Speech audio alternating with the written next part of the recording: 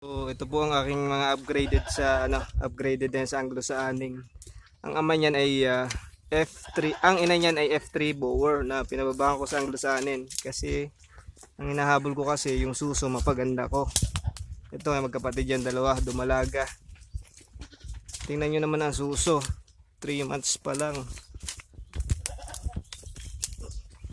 3 months pa lang, ganda na. Oh.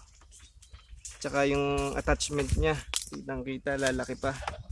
So mas maganda po talaga kung mag-upgrade tayo, i-upgrade natin sa dairy tulad ng Anglo at sa anin. Yun namang barako ko, Anglo sa anin. Ang ama nila, Anglo sa anin. Yan, successful naman yung upgrading. Kita nyo naman yung suso, ang ganda. Yan, ang suso, ang ganda. Mga 3 months pa lang yung buntes. Magkapatid silang dalawa. Ito naman, bower. Yan, mga bower namin. May sungay yan, tinanggalan ko. Ito may sungay to, tinanggalan yan.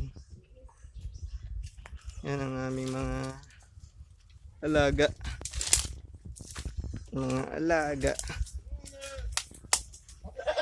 Yan, mga Anglo sa anin niya, upgraded yan. Ang ama niya ng Anglo sa anin. Ang gaganda, mga dumalaga.